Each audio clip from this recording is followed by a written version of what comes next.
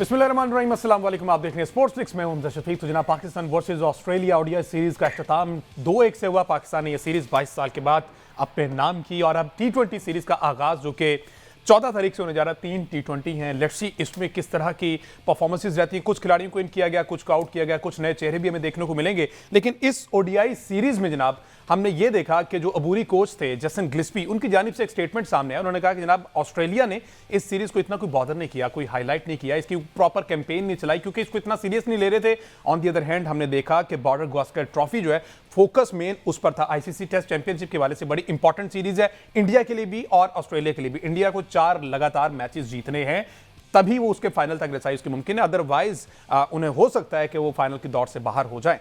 लेकिन जेसन गिल्स्पी का ये स्टेटमेंट इस सिचुएशन में आना क्या पाकिस्तान के हक में या अगेंस्ट है, या दोनों साइडें जो है वो राम करने की कोशिश की गई, इस पर बात करने के फॉर्मर कैप्टन सलमान भट्ट साहब मास्टर स्टूडियोज में मौजूद है। इसके साथ साथ एम ने ज्वाइन किया है। Welcome to the show both of you ji. Bhatt साहब, जेसन गिल्स्पी को जनाब हमने अबूरी कोच बना दिया और उन्होंने ये स्टेटमेंट दिया कि कुछ तरजीहात में शामिल नहीं था, फोकस जो है वो बॉर्डर गावस्कर ट्रॉफी था। और ईमानदारी से कहूं तो क्रिकेट ऑस्ट्रेलिया ने वनडे सीरीज की इतनी प्रमोशन भी नहीं की, तो इसको किस पर्सपेक्टिव में लिया जा सकता है?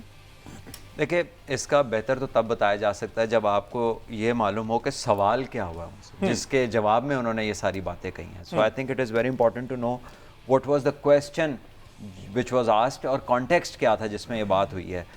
बाकी जो बातें हैं, जाहिर है टेस्ट चैंपियनशिप के वो दिफा करना है टाइटल का, डिफेंडिंग चैंपियंस हैं, इंडिया से पिछली 2 सीरीज़ हारे हुए हैं। टेस्ट सीरीज़ को वो हमेशा वाइट बॉल के ऊपर फोकियत देते हैं। ये बात तो उन्होंने आईपीएल छोड़ के भी साबित की एशेज़ के लिए। तो मेरा ख्याल है कि उसमें तो कोई आपको शक और शुबा नहीं होना चाहिए कि जब भी ऐसा होगा आइंदा भी तो वो किस चीज़ को प्रेफर करेंगे। अगर टेस्ट क्रिकेट होगी तो वो टेस्ट को प्रेफर करेंगे। लेकिन एक फैक्टर और भी है कि जब इंडिया खेलने आ रही है और इंडिया से वो पिछली 2 सीरीज़ हारे हुए हैं, और फिर इंडिया क्योंकि इकोनॉमिक पावर है क्रिकेट के अंदर, पैसा वहाँ से आता है। सीरीज़ के अंदर आप देखेंगे सारी होर्डिंग्स इंडिया की लगी होंगी, तो फिर उनको ऑब्लाइज भी उन्हें करना पड़ता है। उन्हें क्या, पूरी दुनिया उनको ऑब्लाइज कर रही है, चाहे वो आईसीसी क्यों ना हो। लेकिन आपको नहीं लगता ये थोड़ी सी फेस सेविंग है और बड़ा फेक सा सारा है? जिस तरह से क्या है, हमने अपने सीनियर्स को रेस्ट करवा दिया। भाई हमने कहा था इंपॉर्टेंट तो सीरीज, हर सीरीज इंपॉर्टेंट होती है। क्रिकेट जो है ऐसा नहीं कि एक सीरीज इंपॉर्टेंट है, इसको हम इतना हम नहीं, देखिए बॉलिंग तो उनकी पूरी खेली है। हाँ, 2 मैच तो पूरी बॉलिंग खेली है। तो ये तो बहस ही नहीं है इस टाइम के ऊपर, ये तो बहस ही नहीं है। ये तो वो वाले लोग हैं ना जो कहते हैं कि मनी ना, जो मर्जी हो जाए, इन्होंने मानना ही नहीं है तो हाँ, इनको मनाने की जरूरत भी नहीं है ना, इनको लगा रहने दें। और इनका काम क्या है? और ये कोई आइडिया है ये किस पर्सपेक्टिव में सवाल किया गया, और ये क्या कोई प्रेस कॉन्फ्रेंस वगैरह में जिस तरह से बात जेसन गिल्स्पी जो है वो मैच के बाद कल मीडिया से बात कर रहे थे। देखें, जब इस किस्म की स्टेटमेंट्स आती है तो जाहिर है कि उसमें बहुत सारे फैक्टर्स देखने पड़ेंगे। अगर हम इन जेसन गिल्स्पी की जो है वो इस स्टेटमेंट को एनालाइज करना शुरू कर दें तो पहली बात तो ये है कि पाकिस्तान की टीम ने उनसे रिक्वेस्ट करके थोड़ी ये कहा था कि हमारे खिलाफ आपने सेकंड टीयर टीम खिलाइएगा। तो जो टीम सामने आई है पाकिस्तान ने तो उसके खिलाफ खेलना, और पाकिस्तान की टीम का अल्टीमेट गोल जो है वो उसको जीतना था। सेकेंडली देखें, उन्होंने सीरीज शुरू होने से पहले ही अनाउंस कर दिया था कि तीसरा मैच जो है वो नहीं खेलेंगे। इसके पैरेलल साबिक कप्तान माइकल क्लार्क, उन्होंने भी कल एक पॉडकास्ट में बात की है। उन्होंने बात की तो उन्होंने कहा कि ऑस्ट्रेलिया की स्ट्रेटजी मुझे समझ नहीं आई कि उन्होंने सीरीज जीतने से पहले ही ये अनाउंस कर दिया था कि लड़के नहीं खेलेंगे। अगर आप 2-0 से सीरीज जीत रहे होते और उसके बाद आप इन 5-6 को रश करवाते तो ये बात समझ में भी आती। लेकिन अगर इंटरनेशनल टीम बाहर से खेलने आई है तो उसको मुकम्मल रिस्पेक्ट मिलनी चाहिए, ये कहना था माइकल क्लार्क का दूसरे जाने। अच्छा, देखिए ये अभी 12 दिन हैं टेस्ट मैच शुरू होने, ठीक है, और एक तरफ तो जो बात माइकल क्लार्क ने की बिल्कुल ठीक है। दूसरी बात यह है कि पाकिस्तान को तो आइटनरी जो मिली है, अगर उस पर गौर किया जाए, सबसे ज़्यादा एडजस्टमेंट आपको पर्थ में जाके करनी पड़ती है। पाकिस्तान एक दिन पहले पर्थ पहुंचा, पर्थ तो प्रैक्टिस भी नहीं हुई। आप तो प्रैक्टिस के बगैर वो मैच खेल के जीत गए हैं, और ये पर्थ में पाकिस्तान की पहली विक्ट्री थी। तो ये जो भी बंदा ये बातें कर रहा है उसने कसम खाई हुई है कि यही बातें करनी है, सारी जिंदगी उसकी ऐसे ही गुजरनी मनी ना। हाँ, जबकि जो फैक्चुअल चीज़ है, पर्थ तो वो वाली जगह है जहां पे इंडिया ने टेस्ट खेलना है, 15 दिन पहले पहुंचे हुए हैं कि इससे एडजस्ट कर जाएं। तो पाकिस्तान ने तो एक प्रैक्टिस सेशन भी नहीं किया पर्थ में। और चीजें कितनी इंटरनेशनल टीम्स हैं, मुझे ये स्टैट भी कहीं से निकाल के दिखाएं कि कितनी इंटरनेशनल टीम्स हैं जो पर्थ जाती हैं और बगैर प्रैक्टिस के इंटरनेशनल मैच खेलती हैं। वो सीरियस है बॉर्डर गावस्कर ट्रॉफी के लिए कि जनाब पैट कमिंस जो है ना वो तीसरे मैच वाले दिन एक कॉन्सर्ट एंजॉय कर रहे थे और प्रॉपर उसकी स्टोरी भी उन्होंने शेयर की इंस्टा वगैरह पे कि मैं बात यह है कि अब क्रिकेट ऑस्ट्रेलिया ने जब उनका नाम ही निकाल दिया तो वो क्या करे। बिल्कुल ऐसे ही बात यह है कि वो क्या करे। और जो है उन्होंने सिर्फ उनको उस सीरीज़ के लिए सेव किया कि उनको भी पता है कि बैटिंग तो हमारी है नहीं है, 3-4 बॉलर ही हैं, यही वक्त निकालेंगे, पूरा तो कुछ बनना है हमारा। बिल्कुल। अच्छा, ये सामने मेरे ना हारिस रऊफ की फुटेज चल रही, तो कल हम हारिस रऊफ पे बात कर रहे थे जो कि कंप्लीट हुई। हारिस रऊफ इससे पहले आकिब जावेद साहब की जानिब से कहा कि शॉर्टर फॉर्मेट के लिए इसको तैयार किया गया। एज वेल शहीन को भी हमने इस तरह से white ball shorter format T10 खिलवा लें, 20 खिलवा लें, वो 5-5 ओवर खिलवा लें, उसके लिए बेस्ट है। 50 ओवर्स के लिए इनको उस तरह से कंसीडर नहीं किया गया था, लेकिन अगर इनको इस परफॉर्मेंस की बेस पे हमने कंटिन्यू किया है और लिया है पाकिस्तान टीम में, अच्छा परफॉर्म किया है, ये वही उनकी मेहनत है जो कि अगेन हम सुनने में ये आया था कि उनको वार्निंग्स दी गई कि जनाब अगर आप ये परफॉर्म नहीं कर पाए ना तो आपकी छुट्टी भी हो सकती है। देखिए, जाहिर है स्पोर्ट्समैन की यही यूएसपी होती है कि उसकी परफॉर्मेंस, करंट परफॉर्मेंस क्या चल रही है। और हारिस जो है, ऑल्दो कि वो अच्छी बॉलिंग पाकिस्तान के लिए करते रहे, तेज़ बॉलर हैं, लेकिन at the same time he was very expensive and wicketless for a lot of games. Exactly. तो जब ऐसी आपके ऊपर स्टेज आती है तो फिर एट टाइम्स आपकी जो जगह है उसको खतरा लाहक होता है कि आप बाहर भी हो सकते हैं। पर फॉर्चुनेटली फॉर हिम पाकिस्तान में अभी इतना कह लें कि इतना number of genuine fast bowlers ही नहीं है कि आप उनकी तरफ देख सकें। जो आपके पास बॉलर्स हैं वो हारिस की स्पीड या उससे तेज़ वाले तो कोई नहीं है। So he enjoys the status of being somebody of out of मेरे ख्याल 1 या 2 लोग होंगे जो 145 प्लस 150 को टच करते होंगे, ठीक है। और उसमें वैसे भी हसनैन जो है वो तो अभी 145 के नज़दीक भी नहीं गया, दूसरा तो यही था। तो और तो कोई तीसरा नाम ही नहीं है। तो ये वाला स्टेटस उन्होंने एंजॉय किया, ऑल्दो कि उन्हें पिछले काफ़ी उनके टूर्नामेंट्स जो थे अच्छे नहीं उनके रहे, लेकिन it was important for him and for Pakistan के वो डिलीवर करे। और अगर उसने अब किया है तो अच्छी बात है। प्लेयर्स के ऊपर आती, बाबर पे भी तो स्टेज आई ना, कितने मैच रन्स नहीं हुए, उन्होंने रन्स किए। अब्दुल्ला शफीक 10-12 इनिंग्स खराब हुई, वो भी फॉर्म में आए। तो अच्छा है कि चीज़ें रिवाइव हो रही हैं प्लेयर्स के साथ, उनका कॉन्फिडेंस बहाल हो रहा है। बिल्कुल। अच्छा, हारिस रऊफ अगर हम बीबीएल के स्टैट्स भी देखें, जो बिग बैश लीग जिसकी वजह से वो टीम में आए थे, मेरा ख्याल है उसकी वजह से पॉपुलर हुए थे, तो जो पहला सीजन वो खेलने गए थे उसमें उन्होंने 17 आउट किए थे। उसके बाद जो सीजन उन्होंने खेला उसमें वो 8 मैचेस में 9 खिलाड़ियों को आउट कर पाए थे। तो हारिस रऊफ डेफिनेटली तैयार तो जो है वो T20 क्रिकेट के लिए ही हुए थे। इस सीरीज में अगर आप गौर निकाल के देखें जिस तरह से बिल्डअप हुआ इनिंग्स का, तो एक बात जो हम तवातुर से करते चले आ रहे थे कि हारिस रऊफ को जो है वो पावर प्ले में बहुत ज़्यादा रन वो कंसीड करते हैं। वर्ल्ड कप के दौरान भी उन्होंने जो 6 ओवर करवाया उसमें उनका 90 रन कंसीड हो गए जो इंडिया वर्ल्ड कप हुआ था। तो इस सीरीज में मोहम्मद रिजवान की कप्तानी को भी दाद देनी होगी, उन्होंने पावर प्ले में हारिस रऊफ को बिल्कुल भी इस्तेमाल नहीं किया और पावर प्ले में उन्होंने इवन एक दफ़ा उन्होंने मोहम्मद हसनैन से ही बॉल करवा दी। तो हारिस रऊफ का इस्तेमाल जो है वो भी यकीनन इसकी दाद देना होगी मोहम्मद। एक बात इसमें ऐड कर लें कि हारिस रऊफ को फिर आके किसी कप्तान ने इस्तेमाल किया ना, फिर अदादो शुमार से तो नहीं इस्तेमाल हुए। स्टैट्स पे रहते तो फिर कभी भी नहीं, स्टैट्स तो यही बता रहे होंगे ना, जैमन ने बताया बताते हैं कि 69 में से 51 विकेट्स थी आखिरी 10 ओवर में, लेकिन यूटिलाइज नहीं किया जा रहा, यूटिलाइज नहीं किया गया। तो फिर आके किसी कप्तान ने काम किया ना। बिल्कुल। मैनेजेरियल स्किल्स डेफिनेटली फिर रिजवान पे है और एक मुकम्मल प्रोसेस से गुजर कर वो यहाँ तक पहुँचे और डेफिनेटली उसका उन्होंने वो हमें दिखाया भी है, शो भी करवाया कि वो कैपेबल हैं इस कप्तानी का। अच्छा, अभी आपने बट साहब बात की मोहम्मद हसनैन की कि वो उस तरह से इतने फास्ट नहीं हैं सही कंपैरेटिवली, अगर दीगर नसीम और शाहीन की बात कीजिए तो उनसे कदरे उनकी बेहतर है। रिदम आपको कैसा लगा? क्योंकि वो इंजरी से वापस आए हैं, उन्होंने चैंपियंस कप में अच्छा परफॉर्म किया लेकिन कंडीशंस डिफरेंट थी, लेकिन यहाँ पर बीबीएल भी खेले में अभी आपको रिदम कैसा लगा? वो इन फ्यूचर पाकिस्तान टीम को लीड कर सकते हैं बॉलर्स की फहरिस्त में? देखिए, अच्छी बात यह है कि वो वापस आए हैं और 2-3 टूर्नामेंट सब उनके हो गए हैं। चैंपियंस कप से शुरू हुए, हाईएस्ट विकेट टेकर थे, उसी की बेसिस पे यहाँ पे सिलेक्ट हुए। और अभी ये जब टूर पूरा कंप्लीट करेंगे, अभी तो T20 हैं, फिर उसके बाद जिम्बाब्वे का टूर है, तो आई थिंक वो जैसे जैसे रिदम में आते जाएंगे, उम्मीद तो यही करनी चाहिए इंशाल्लाह कि वो अपनी स्पीड को भी पकड़ेंगे दोबारा और इस अटैक के one of the front liners वो बन जाएंगे। लेकिन अनलेस दैट हैपन्स कुछ कहना मुश्किल है। Although he's done his rehab, he looks better, but I think he needs more strength. अभी भी अगर आप उनका स्ट्रक्चर देखें और उसे कंपेयर करें दुनिया के फास्ट बॉलर से, तो it demands more work on it. तो रिहैब तो हो गया है, मेरा ख्याल है कि साथ साथ अपने आप को स्ट्रेंथन करते रहेंगे तो अच्छा रहेगा और स्पीड भी रिगेन हो जाएगी। जी अहमद साहब। अच्छा, इसमें दोबारा जिस तरह से हम लास्ट स्टैट्स के बारे में बात कर रहे थे, अगर स्टैट्स देखें तो हसनैन ने आउट सिर्फ 3 ही किए हैं और थोड़ा सा गुजरने के बाद जब आप ये स्कोर कार्ड निकाल के देखेंगे तो मेरा ख्याल है कि एक स्टैटिस्टिशियन जो है वो सिर्फ यही बता पाएगा कि इसको हम ऑस्ट्रेलिया लेकर गए थे, उसने 3 मैचों में सिर्फ 3 आउट किए थे। लेकिन देखें, मोहम्मद हसनैन की वजह से बाकी जो बॉलर्स थे उनको विकेट मिल रहे हैं। जी, मोहम्मद हसनैन की आपने पेस की बात की तो बीबीएल का जो पहला सीजन ये खेलने गए थे उसमें इन्होंने 150 का जो है वो स्पीड भी क्लिक किए थे कुछ मौके के ऊपर, जिसकी वजह से बाद में इनके ऊपर चेकिंग का इल्जाम लगाया ऑस्ट्रेलियन बैट्समैन ने। और मार्को स्टोइनिस को मेरा ख्याल है कि अब इसका जवाब मिल गया होगा, जो उन्होंने आउट होकर जाने के बाद बाकायदा इशारा किया था कि ये थ्रो कर रहा है बॉल को। तो ये एक बहुत शानदार कमबैक है मोहम्मद हसनैन की जानिब से भी, और इसमें यकीनन हसनैन ने खुद ही सारी एफर्ट की है। जो मेरा और सुनने में आया है आउट भी किया है, हाँ जी, आउट भी किया, और सुनने में आया है कि जो इन्होंने अपने रिहैब के ऊपर जो खर्चा वगैरह किया, जो पैसे लगाए वो भी उन्हें खुद से लगाए हैं। पीसीबी ने उनको दिए हैं पैसे। अच्छा, इसके पैसे दिए हैं जहां तक मुझे मालूम है। आप आकिब इसमें सही चीज बता सकते लेकिन हैं, वो क्लेम यही करते कि ऑन इज ऑन बिहाफ उन्होंने ये सारा नहीं, वो कुछ गए किया। खुद से थे, लेकिन बाद में जहां तक मुझे पता चला है कि जब वहाब सिलेक्टर ठीक थे है। तो उस वक्त पीसीबी ने उनको रिइंबर्स किए थे पैसे। वो सारे मामला अब जो एग्जैक्ट डिटेल्स हैं वो आके बात लेकिन ये एक बहुत अच्छी केस स्टडी है कि अगर आप कम बैक करना चाहते हैं स्पोर्ट्स में तो if there is a will there is a way. बिल्कुल एग्जैक्टली। अच्छा जी, एक ब्रेक लेने जी, वापस आएंगे तो चैंपियंस ट्रॉफी के हवाले से बात करेंगे। पीसीबी की जानिब से खत लिख दिया गया आईसीसी को, और पीसीबी अपने मौके पे काम है कि कोई हाइब्रिड मॉडल नहीं होगा, कहीं पर शिफ्ट नहीं होगी, चैंपियन ट्रॉफी होगी तो सिर्फ पाकिस्तान में होगी। इस पर फर्दर बात करेंगे एक ब्रेक के बाद। स्टे विद अस।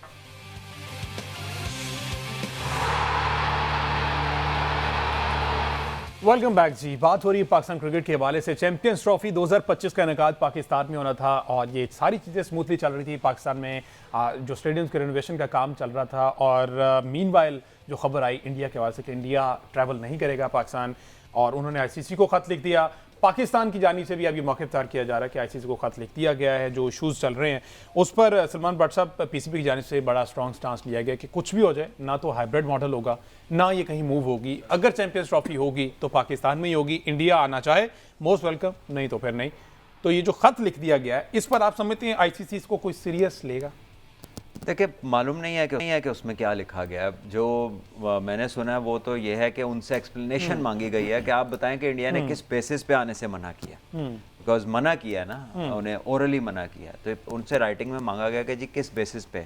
तो आई थिंक पाकिस्तान अपनी लीगल ऑप्शंस कंसिडर करने के बाद ही किसी फैसले पे पहुंचेगा। ये तो कह लीजिए कि एक वो जो होता है ना कि एप्पल टू एप्पल एक रिप्लाई है कि हम नहीं आएंगे तो फिर हम भी नहीं खेलेंगे, ये तो उस तरह की है। लेकिन प्रैक्टिकली कहाँ तक जाएंगे ये तो जब एक्शन लेंगे तो फिर पता चलेगा। लेकिन मेरिट्स को अगर देखा जाए, सारी हकीकत, हालांकि मेरिट्स नहीं है, हकीकत तो फाइनेंशियल मसला है, हकीकत तो इकोनॉमिक्स है कि उसका बेंड किस तरफ है, उसका वेट किस तरफ है। बट द पॉइंट इज़ कि अगर इसको मेरिट्स पे देखा जाए तो पाकिस्तान का हक बनता है।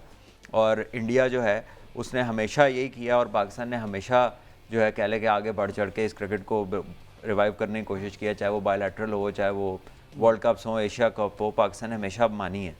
लेकिन मैं हैरान हूँ कि कुछ इंडियन ही सहाफ़ी जो कि 2023 के वर्ल्ड कप के मौके पे कह रहे थे कि जी ये तो आईसीसी का इवेंट है तो पाकिस्तान को आना पड़ेगा, तो ये भी आईसीसी का इवेंट है। अब आईसीसी के लिए बड़ा ये सख्त इम्तिहान है। ये जो फैसला होगा वो आगे इम्प्लीमेंट होगा। सलमान भट्ट साहब, जो 2025 में एशिया कप, फिर एशियन विमेंस वर्ल्ड कप है और T20 वर्ल्ड कप 2026 असल जो पता चलना है ना वो आईसीसी का पता चलना है, आईसीसी का इम्तिहान है। बिल्कुल पता चलना है कि वो अगर इसमें जो फैसला सुनाएंगे ना वो फिर इंप्लीमेंट होगा। जो इंडिया में आगे 3 से 4 इवेंट, 2 लोगों का इम्तिहान है। एक पाकिस्तान क्या रिस्पॉन्ड करता है और फिर आईसीसी किस पे फैसला करता है, किस मेरिट पे फैसला करता है। ये 2 चीज़ें बड़ी इंपॉर्टेंट है। इंडिया ने तो जो अपनी उनकी पॉलिसी है उसको बरकरार रखा है, और उनकी बातें जो है ना वो आप एक को पूरा करते हैं वो दूसरी पकड़ते हैं, दूसरी को पूरा करते हैं तीसरी पकड़ते हैं, तो वो घुमा रहे हैं बात। और मेरा ख्याल उन्होंने सलमान भट्ट साहब की वो बात सुन ली जब आपने कहा था ना कि वो जो यहाँ फाइटिंग के लिए भी आ सकते हैं, हॉकी भी आ सकती है, कबड्डी भी आ सकती है, तो उन्होंने ब्लाइंड क्रिकेट टीम को भी आने से मना कर दिया कि जनाब वो भी Pakistan blind T20 world cup खेला। उन्होंने कहा कि चलो यहीं से ही आगाज कर ले जाए। और कंसर्न्स क्या शो करते हैं कि सिक्योरिटी थ्रेट्स हैं और यहाँ पर जो हम मिसबिहेव हो सकता है। मिसबिहेव की फुटेज जरा दिखाएगा। जो 1996 की बात है, ऑस्ट्रेलिया श्रीलंका वर्सेज इंडिया, क्या हाल किया था। ना सिर्फ 1996 तो बहुत पुरानी बात है जो रिकॉर्ड हो गया, उसके बाद भी हमने देखा बहुत से ऐसे मनाजिर हैं। ऑस्ट्रेलियन को बोतलें मारी गई हैं, तो ये वो जब हार रहे थे तो ये वो तब की फुटेज, आग लगा दी गई स्टेडियम में, से पहले बोतलें फेंकी गई। और मेरे ख्याल ये फैसला फिर श्रीलंका के हक में गया था। कलकत्ता में जब पाकिस्तान ने एशियन टेस्ट चैंपियनशिप का मैच इंडिया से जीता था तब भी यही हुआ था, तब भी चीजें मारनी शुरू कर दी थी। ये तो इस तरह के लोग हैं बट साहब विकेट्स खो दिया करते हैं, थ्रेट करते हैं। सिक्योरिटी छोड़ दे, बीसीसीआई दुनिया का बेहतरीन बोर्ड है। अभी महाराष्ट्र क्रिकेट एसोसिएशन ने जो मैच होस्ट किया है न्यूजीलैंड के खिलाफ, उसमें स्टेडियम के बाहर लोगों को पीने के लिए पानी मैसर नहीं था। तो आप सिक्योरिटी का बहाना बना, अगर सिक्योरिटी का बहाना बनाना है तो इंडिया का सिक्योरिटी वफद पाकिस्तान क्यों नहीं है अभी तक? आपने सिक्योरिटी चेक क्यों नहीं किया? आप तो इंटरेस्टेड ही नहीं है खेलने में। क्योंकि वो सिक्योरिटी के मामला को खराब करने के पीछे खुद इंडिया मुलव्वस है और ये बराह रास्त हमने बहुत दफा मसला है या सिक्योरिटी का मसला है। उसमें तो आपको 2023 के वर्ल्ड कप फुटेजेस याद नहीं है जिसमें इंडिया के ग्राउंड्स की वो स्टैंड्स का हाल सबके सामने आया था। तो सिक्योरिटी का मसला है, सहूलियात का मसला है। जिस तरह भाट साहब ने कहा, एक मेरिट है ना, एक तरीकाकार है। सिक्योरिटी वफद भेजें, वो चेक करें, हम उसको ब्रीफ करेंगे, चीजें दिखाएंगे, उसके बाद बैठ के फैसला कर लेंगे। अच्छा, आपके टाइम में व्हाट्सएप जिस तरह से आरएसएस और ये सारे शिवसेना वगैरह जो धमकियां देते हैं, किस ग्राउंड में स्पेसिफिकली कि यहाँ पर नहीं हमने खेलने देना? वैसे तो पूरे इंडिया में वो कहते हैं कि पाकिस्तान की आप जितने भी टूर्स देख लें, पाकिस्तान ने बॉम्बे में कभी मैच नहीं खेला। अच्छा, तो वो उसके लिए कुछ कहने की जरूरत नहीं है। आई थिंक वो बड़ा क्लियर एक होता था कि यहाँ पर पाकिस्तान मैच नहीं खेलेगा। और उनकी हुकूमत घुटने टेक देती है उस तंजीम के आगे, वो कहती है कि जनाब यहाँ नहीं हो सकता। देखिए, आई थिंक इंडिया को ये लग्जरी है कि उनके पास इतनी ग्राउंड्स हैं, इतना सेटअप है कि वो उसको सीरीज में इस्तेमाल ना भी करें तो कोई मसला नहीं बनता। But again when you know point your fingers at others, दूसरों के ऊपर जब आप इल्ज़ाम लगा रहे हैं और just for the sake of your own satisfaction या अपने पॉइंट को टो करने के लिए कर रहे हैं, तो फिर ये बातें तो रेज होंगी ना। फिर तो ये जवाब मिलेगा आपको कि जी ये इधर क्या होता है, इधर क्यों नहीं हो रहा।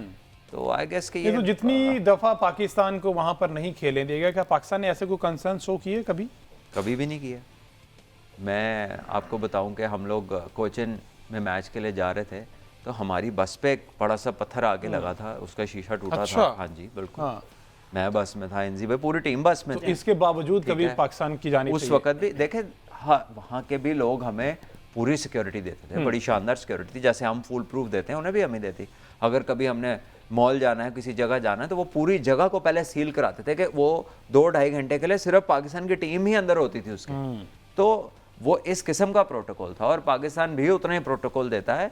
तो ये सारी चीज़ें पहले हो चुकी हैं। ये सारी चीज़ों में कुछ ऐसी कोई बात नहीं, कोई नई चीज़ नहीं है। लेकिन अब वो अगर इसको उन्होंने अपना पॉलिटिकली एक सेलिंग पॉइंट बनाया हुआ तो ठीक है, फिर वो तो उनकी अपनी मजबूरी है ना। अच्छा, अगर फाइनेंसेस की बात करें तो एक दिलचस्प बात यह है कि जो चैंपियंस ट्रॉफी का आइडिया है बेसिकली वो भी इसलिए आया था कि 1998 में आईसीसी की टीम जो है वो जो non test cricket playing nations थी उनमें क्रिकेट को प्रमोट करना चाहे थे, लेकिन आईसीसी के पास उस वक्त चूंकि पैसे नहीं थे तो उस वक्त भी आईसीसी ने बीसीसीआई से हेल्प मांगी थी और बीसीसीआई ने उन्हें कहा था कि ये जो टॉप 8 टीम्स हैं वनडे क्रिकेट की, इनका एक नॉकआउट टूर्नामेंट करवा लें। तो नॉकआउट इंटरनेशनल नॉकआउट कप के नाम से सबसे पहले शुरू हुआ था। इसको मिनी वर्ल्ड कप कहा गया था। तो आईसीसी ने अपनी जो फाइनेंशियल उनके ऊपर प्रॉब्लम बनी हुई थी उनको सॉर्ट आउट करने के लिए टूर्नामेंट निकाला था। और 2017 में आपको याद होगा कि उस हिसाब से तो ये उन्हें कराना ही पड़ेगा ऐसे। तो ये 2017 में आपको याद होगा कि जब पाकिस्तान और इंडिया का जब फाइनल हुआ था ओवल के अंदर, उस एडिशन से पहले ये कहा गया था कि ये चैंपियंस ट्रॉफी का लास्ट एडिशन होगा क्योंकि इसकी अभी ज़रूरत बाकी नहीं रही। लेकिन उस फाइनल से इतना रेवेन्यू जनरेट हुआ कि आईसीसी ने दोबारा इसको जो है वो री अनाउंस किया और अब पाकिस्तान को इसके होस्टिंग राइट्स मिल रहे हैं। और ये भी याद रखें कि पाकिस्तान जो है वो चैंपियंस ट्रॉफी का डिफेंडिंग चैंपियन भी है। अच्छा बिल्कुल। अच्छा, ये रेवेन्यू की बात हुई, एग्जैक्ट कैलकुलेशन तो व्हाट्सएप हमें नहीं पता होगा, लेकिन अगर जिस तरह से पाकिस्तान ने कहा है कि जो 3 से 4 इवेंट आगे इंडिया में हैं आईसीसी के, हम उसमें नहीं जाएंगे, तो ज़्यादा नुकसान वैसे पाकिस्तान को होगा ना जाने का या इंडिया को? देखिए, पाकिस्तान तो वैसे ही 5% का हिस्सेदार है, 38% तो इंडिया लेता है। पाकिस्तान का तो 5% के लगभग है और उसमें उसके बाद ऑस्ट्रेलिया और इंग्लैंड भी है जो मेजर है इंडिया के बाद, बिग 3 जिनको एक टाइम पे नाम दिया गया था। सो मेरे पास तो कोई कैलकुलेशन नहीं है कि मैं बता सकूं कि एग्जैक्ट कितना होगा या नहीं होगा। हम तो बात करें प्रिंसिपल की कि जनाब सारी दुनिया आ रही है, ठीक है, तो आपको क्या मसला है? तो आपका जो मसला है वो तो ना मानने वाली बात है ना, क्योंकि वो जो टीम है वो आपसे ज़्यादा इस चीज़ का ख्याल रखने वाली है। आपने तो एक बात पकड़ ली है ना कि जी पाकिस्तान इस तरह, पाकिस्तान उस तरह, जो आपने सारी दुनिया को एक जो एक वाह वेला है वो तो यही है। लेकिन it's a political point, it has got nothing to do with reality. अच्छा, रेवेन्यू की एमएस सब 38%। रेवेन्यू का अगर आप अगले 8 सालों का जो रेवेन्यू का मॉडल आईसीसी का है उसमें अगर आप देखें तो जो रेवेन्यू जनरेशन है उसमें चूंकि इंडिया सबसे ज़्यादा रेवेन्यू जनरेट करके देता है आईसीसी को, तो जो डिस्ट्रीब्यूशन है उसमें 38% जो है वो इंडिया को मिलता है। और जब दूसरे नंबर और तीसरे नंबर वाले हैं इंग्लैंड और ऑस्ट्रेलिया के बोर्ड, उनको 6% मिलता है इसके मुकाबले में। तो आप देखेंगे कितना ज़्यादा मैसिव इकोनॉमिक गैप है आईसीसी के रेवेन्यूज़ के अंदर। पाकिस्तान को जो है वो 4.7% समथिंग जो है वो इस रेवेन्यू से हिस्सा मिलता है। तो रेवेन्यूज़ के हिसाब से देखें, फाइनेंशियल मसल के हिसाब से देखें तो इंडिया का बहुत ज़्यादा जो है वो स्टेक है आईसीसी के। और आप आईसीसी इवेंट की बात कर रहे हैं ना, तो आईसीसी की डिस्ट्रीब्यूशन है, तो आईसीसी का जो वर्ल्ड कप था लास्ट T20 का ऑस्ट्रेलिया में जो हुआ था, उसमें ऑस्ट्रेलिया होस्ट था और ऑस्ट्रेलिया की राइवलरी सबसे ज़्यादा इंग्लैंड से और न्यूजीलैंड से है। आप उन दोनों मैचेस का क्राउड मिला लें, पाकिस्तान इंडिया से ज़्यादा क्राउड नहीं था। बिल्कुल ऐसी है। आप उन दोनों मैचेस का रेवेन्यू निकाल लें, वो 0.5% भी नहीं होगा पाकिस्तान इंडिया के मैच के रेवेन्यू के, फिर भी उनको 6% मिलता है और पाकिस्तान को उनसे कम मिलता है। बहरहाल इसका नुकसान तो डेफिनेटली आईसीसी को ही होगा। अगेन बात वही है कि आईसीसी के लिए कड़ा इम्तिहान है, बहुत ज़्यादा रेवेन्यू जनरेट करके यही दो टीमें देती, इनमें से अगर एक भी नहीं होती तो फिर डेफिनेटली रेवेन्यू पे तो बहुत ज़्यादा मसले मसाइल होंगे। ये कहा गया कि वजारत ख़ारजा जो है वो उससे इनपुट लेके इस पर बात की जाएगी। वैसे दोनों बोर्ड्स को अपने सियासतदानों को आपको नहीं समझते निकाल देना चाहिए, बोर्ड ही आपस में सीधे सीधे बातचीत करें और सियासत को खेल से दूर कर दें, कोशिश कर लें दोनों बोर्ड्स मिल जाएं। हमजा आप आइडियल चीज़ों की बात कर रहे हैं, ये चीज़ होने वाली है कोई नहीं, तो इस पे हम क्या इसमें ओपिनियन दें। आप देखें ना कि हम भी तो अब अपनी गवर्नमेंट की तरफ ही देख रहे हैं ना कि वो हमें, और हमारा जो बोर्ड का आइन है वो ये कहता है ना कि आपके वज़ीर आज़म नॉमिनेट करेंगे, तो जब चीज़ ही उनसे शुरू हो रही है तो फिर आप उनको साइड पे कैसे कर सकते हैं। ठीक है जी, एक ब्रेक लेते हैं जी, ब्रेक के बाद जब वापस वैसे हमारे वालों को तो नहीं है कुछ करने की, उन्होंने तो कुछ नहीं कहा कि इधर ना जाओ उधर ना जाओ, मसला तो उनकी तरफ से आ रहा है, हम अपना सिस्टम क्यों चेंज करें। वापस आते तो बात करते हैं जी नुमान अली, जिस तरह की आउट क्लास परफॉर्मेंस थी अगेंस्ट इंग्लैंड, उन्हें प्लेयर ऑफ द मंथ करार दिया गया। इस पर बात करेंगे एक ब्रेक के बाद। स्टे विद अस।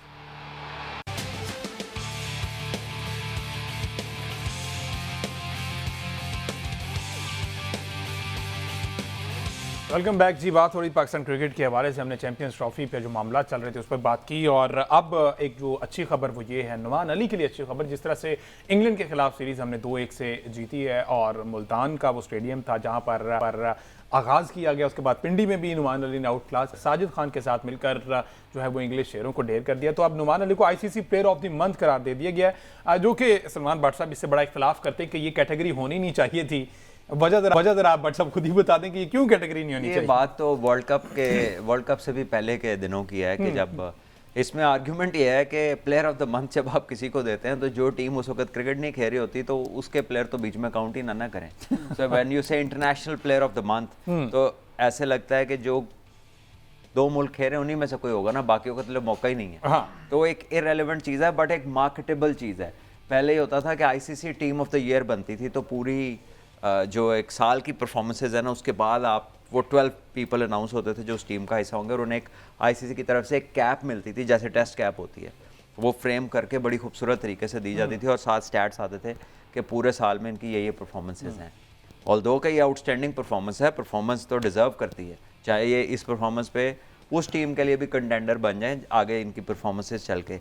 लेकिन जब हमने ये बात की थी कुछ माह पहले तब ये था कि दो टीमें खेल रही थी और बाकी पूरा जो दुनिया थी वो कोई लीग खेल रही थी, तो उस टाइम पे प्लेयर ऑफ द मंथ आ गया। तो अब मंथ तो हर मंथ ने आना है। और मजे की बात है ये ऑन एवरी वेंसडे अनाउंस करते होते हैं टीम्स के वाले से, और जो आपकी वो रैंकिंग है कौन सा प्लेयर कहां चला आदमी तो नहीं है बुध के अनाउंसमेंट कर रहा है, बुध को गोश्त का नागा भी होता है, उन्हें कुछ खिलाना पड़ जाए player of the month. ICC जो है वो अपनी जो हफ्तावार रैंकिंग है वो अपडेट करती है। ICC player of the month जो है वो ज़ाहिर है महीने के हिसाब से आना है। नुमान अली की आपने बात किया तो नुमान अली ने 20 आउट किए, 13 की एवरेज थी उनकी बॉलिंग एवरेज थी इंग्लैंड के खिलाफ, और नुमान अली और साजिद खान ने मिलकर जो है वो 39 आउट किए थे उस पूरी सीरीज़ के अंदर। इसमें खास बात यह है कि नुमान अली की चूँकि ये परफॉर्मेंस पाकिस्तान की जीत के साथ मिल गई है, उससे रिलेट कर गई है, तो इसलिए जो है ये बहुत ज़्यादा इसकी सताइश भी होनी चाहिए, तहसीन भी होनी चाहिए। लेकिन इसमें इंपॉर्टेंट बात यह है कि जब तक आपकी इनफरादी कारकर्दगी टीम को जितवाने का बाइस नहीं बनती, हमने माजी में देखा कि बहुत सारे प्लेयर्स जो रैंकिंग में भी टॉप के ऊपर रहते थे उनको बहुत सारे इंडिविजुअल अवार्ड जो है मिल जाते थे लेकिन टीम नहीं जीत पा रही थी। तो खूबसूरत बात इसमें यह है कि ये जो उनकी कामयाबी है वो पाकिस्तान की अच्छा ये भी बताइएगा जरा, फॉर्मेट भी डिसाइड किया जाता है क्या इसमें, टेस्ट या किसी भी फॉर्मेट से ये सिलेक्ट कर लेते हैं? देखें प्लेयर ऑफ द मंथ तो ज़ाहिर है जो उस महीने के दौरान क्रिकेट पूरी हुई है उसमें ही होगा। इस महीने का हारिस रऊफ भी हो सकता है, उस महीने के दौरान किसी का T20 भी चल रहा होगा, किसी का ओडीआई चल रहा होगा, तो उसमें भी अच्छी परफॉर्मेंस। तो ये तमाम फॉर्मेट्स में देखा जाता है कि कौन से प्लेयर ने, तो फिर उम्मीद करें कि इस दफा अगला जो है वो हारिस रऊफ हो सकते हैं। टेस्ट क्रिकेटर खेलने वाला महीने के ज्यादा दिन चूंकि क्रिकेट खेला होता है, जो लास्ट महीने 3 प्लेयर शॉर्टलिस्ट हुए हैं वो तीनों टेस्ट क्रिकेट से हैं, तो इस महीने आप उम्मीद रखें कि हारिस रऊफ को जो है वो ये प्लेयर ऑफ द मंथ के अवार्ड मिल जाएगा। अच्छा, तो फिर जो आगे बॉर्डर गावस्कर ट्रॉफी है उसमें फिर उन 2 टीम्स में से कोई होना है, क्योंकि बाकी तो खेल नहीं रहे होते। तो ये बड़ी अच्छी चीज़ है जो कि आईसीसी ने एक लॉलीपॉप दिया। बहरहाल किसी तरीके से सोशल मीडिया पे एक्टिव रहने के लिए ये बड़ा ज़रूरी होता है कि कोई इस तरह की कोई चीज़ छेड़ दे। अच्छा, थोड़ी सी बात कर लीजिए। मैं अभी T20 स्क्वाड में देखा था सलमान भट्ट साहब, साइम अयूब जो है जिनको रखा ही उस फॉर्मेट के लिए था और स्टार्ट ही उनका उधर से हुआ था, वो अब ना ऑस्ट्रेलियन T20 उसमें स्क्वाड में, ना जिम्बाब्वे के खिलाफ स्क्वाड में। मेरे ख्याल काम बहुत ज़्यादा कर लिया, अब रेस्ट देने का सोचा। नहीं, प्रोबेबली जो हम बात कर रहे थे ना कि उनको चांसेस बहुत सारे मिल चुके, तो वो उसका जो बल्क है ना, हाई परसेंटेज उसकी T20 मैचेस में, और वहाँ पर अभी तक उनकी तरफ से बड़ी परफॉर्मेंस के मुंतज़र ही हैं लोग, तो वो आई नहीं। तो शायद उसकी बेसिस के ऊपर उनको इधर मौका जो है वो ज़ाहिर है ना मिले T20 के अंदर। लेकिन क्योंकि टेस्ट में जब वो खेले हैं उन्होंने 250 की हैं, उसके बाद वनडे में आए, इधर अच्छी इनिंग खेली है, तो ठीक है। जैसे जैसे वो कॉन्फिडेंस बढ़ता जाएगा, आगे T20 PSL तो उन्होंने खेलनी है, वो अगर अच्छी खेल के तो हो सकता है उसके बाद फिर उन्हें नहीं, तो फिर हम उम्मीद करें कि वापस वही कॉम्बिनेशन होगा रिजवान और बाबर वाला। आपने ये क्वेश्चन छेड़ा ही मेरा ख्याल इसलिए था कि आप जो वो इस तरह वापस आना चाह रहे थे। वो बड़ा ज़रूरी है, उस पर भी बात करेंगे। अच्छा, ये हेडशॉट्स अभी मैं देख रहा था, क्या ये अब इसका परमानेंट हिस्सा बना दिया गया कि जो भी सीरीज़ है अलग अलग यूनिफॉर्म रखे में और उन अलग अलग यूनिफॉर्म? देखिए, ये तो हमारे बचपन से होता है। अच्छा, और छोटे से छोटे वो तो हमने इवेंट बेस देखा है कि किसी टूर्नामेंट में, लेकिन सीरीज में हम वैसे नहीं अब तो ये होता है, ब्रॉडकास्टर्स करते हैं, हेडशॉट्स आपके लेते हैं। देखिए, उस टूर्नामेंट की जो प्रेजेंटेशन है वो उसकी किट के अंदर होती है, उसके लोगों के साथ होती है, उसके स्पॉन्सर के साथ होती है। तो I guess this is become a norm now. वैसे तो पहले भी मुझे याद है हम अंडर-19 के टूर पे भी जाते थे, तो हर टूर के ये सेपरेटली हेडशॉट्स होते थे और उसकी पिक्चर्स हमेशा सेपरेटली ली जाती। ठीक है जी, आज की नहीं, कल के शो में हम बात करेंगे। जिस तरह से मैंने बाबर और रिजवान की जोड़ी की बात की, बहुत सी तनकीद भी हुई, बहुत सी इनकी फेवर में बातें भी हुई, लेकिन एक बंदे को अंदर एडजस्ट करने के लिए ये जो पेयर है इसको तोड़ा गया। इस पेयर ने, हमें याद है, आपको भी याद है, 152 फॉर नन, वो भी इसी पेयर ने किया था। तो ये पेयर दोबारा अगर हम देख पाएंगे इन ऑस्ट्रेलियन कंडीशन में, इस पर कल बात करेंगे। आज के शो से इतना ही।